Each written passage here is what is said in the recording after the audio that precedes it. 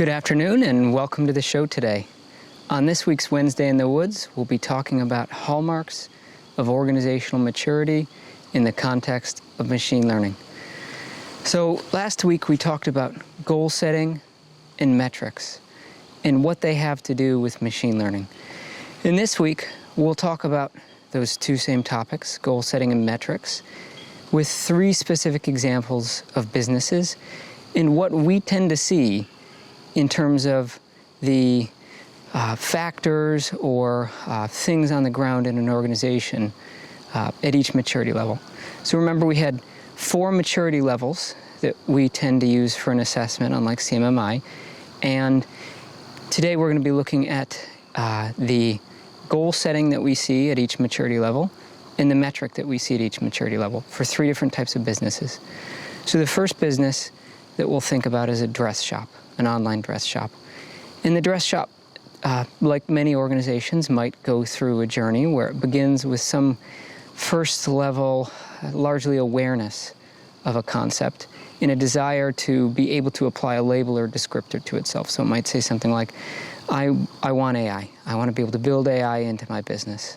Doesn't really know what that means, just beginning to develop an awareness of the concepts. Typically no resources on the ground, maybe some interest organically from resources, maybe top down, and definitely no real capability development, let alone execution.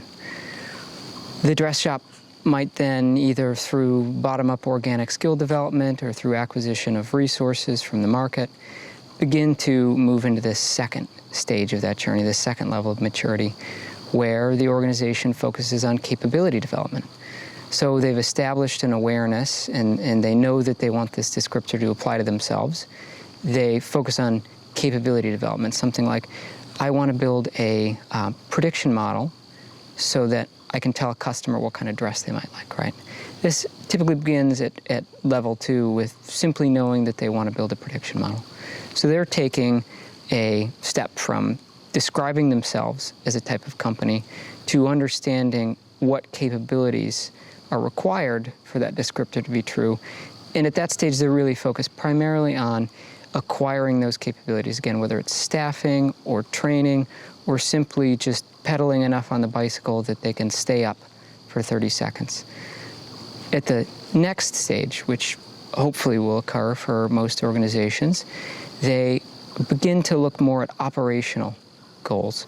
So somebody said they wanted to build a prediction model, right? And they want that to be used for something, right? Maybe as a dress shop, they want to be able to predict which dresses a customer would like. And so they're moving now from the building a prediction model as the goal to building a prediction model so that they can recommend a dress to a specific customer so that they can do something like lower the cost of procuring materials and decrease the time to fulfill that material to the customer. So a good example is, maybe I sell dresses online, but I don't just sell the dresses.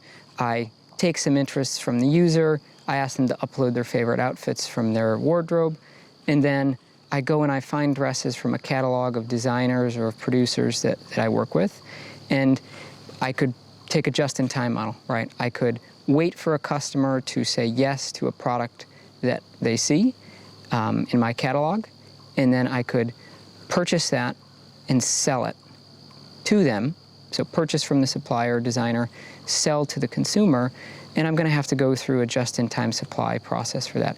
Not likely to get economy of scale in purchasing, not likely to be able to do anything from a logistics network in terms of optimization. So whatever FedEx or UPS or ground freight or air freight, depending on your fulfillment model, you're paying what you're paying, right, from wherever your supplier or designer location is.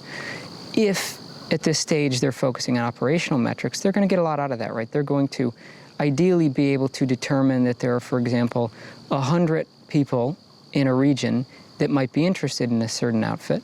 They might be able to purchase those outfits in bulk or secure some kind of discount, and then they might be able to proactively locate those dresses at a regional warehouse or some kind of third party or party optimized logistic warehousing network.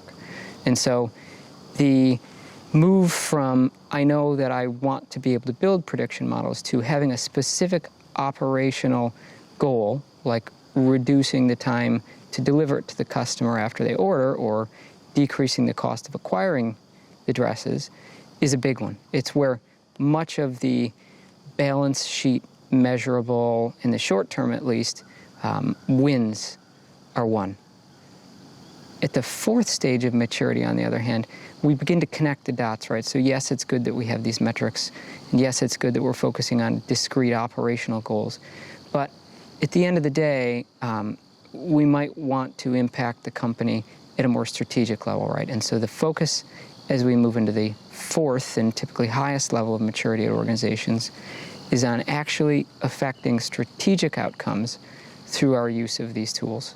So for example, the dress shop might say, we want customers to associate us with what we want when we want it, right? Very simple mantra, which is we want somebody to not know that they needed a product until we told them or showed them that they needed it, and to have it basically at their fingertips because we predicted that they'd wanted it and we put it close enough that we could fulfill it rapidly or cheaply. It's their dream, right, when we build businesses like this, to be able to move from simply a marketplace matching just-in-time fulfillment to predictive, recommending systems with decreasing costs and increasing satisfaction. It's a journey. So hallmarks at each of those four levels. From a metric perspective, those customers often demonstrate a similar level, but not always the same, right? So in some cases, organizations might actually start with a very discrete operational goal. They might start with a goal like the one we described, to predict which dresses a customer might want to purchase. But they may not necessarily have the same level of maturity from their metrics, right? Either in some senses, they may not yet have a true accounting system. They may not have full visibility into the logistics costs. They may have one-off purchases or not enough systemization to understand either retroactively or proactively the cost of acquiring those dresses, or they may simply not have the technical understanding as a team to implement what they otherwise would have access to from a data perspective. So just to, again, walk through the stages from level 1 to level 4 and what kind of metrics we'd see. In the dress shop examples where we said the first stage, they just know they want AI, right? There's typically no metrics on the ground because in many cases there aren't even resources who would be able to implement a metric. At the second stage of maturity, we typically see resources on the ground who are using a metric but not necessarily the right metric from both a technical perspective or a holistic business perspective. So at that stage, the goal of the organization is to predict which dresses a customer might like. Might be an imbalanced problem. You may recommend 20 dresses to somebody before they actually say that they like that one, and that might be a good outcome relative to a baseline or benchmark. The machine learning resource or the data scientists might, unfortunately, at an organization like that, use something like accuracy or another metric that is not really very good at giving you useful information in the context of an imbalanced problem. At the third stage of maturity, where organizations are focused on operational metrics, we often see both a maturation of the technical knowledge as well as a connection of the technical with the financial. So an organization might start to move towards looking at a true positive rate in that context where someone that we recommended a dress to actually purchased the dress. They might look at that based on demographics or other information about their customers, and they might connect that to whether or not the customer purchases subsequent dresses. And so those are important things that organizations often do, right, as they take increasing technical maturity and they connect it with other forms of data in the organization, typically on an ad hoc or case-by-case basis. Again, moving finally into the phase where organizations are using these tools and using these programs to affect strategic outcomes for the organization, a journey not everyone takes, we start to see much more holistic measurement and metrics programs, right? So at this point, the metrics have become a program in and of themselves.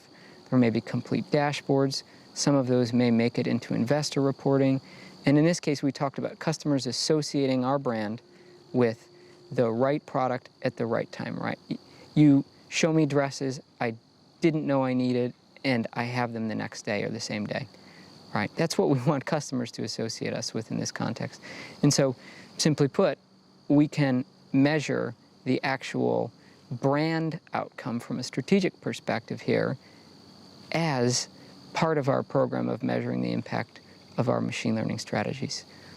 It's a big journey, right? From nothing and a simple identifier, right? Knowing that we want to have AI, to actually connecting all the way through our supply chain and cost accounting and operational details into an improvement in our brand or a better association of our brand with our desired signaling to the market. It's a dream. So not every organization is going to be able to do this. Like any maturation, it involves often fits and stops and starts and stops and starts. And sometimes these happen organically internally, and other times there are points in time where others from peers or for counterparties or consultants or bottom-up training are needed to really end up driving the change. So I have 2 other examples that I'll be sharing as images this week, and I hope you enjoyed this week's Wednesday in the Woods. Bye-bye now.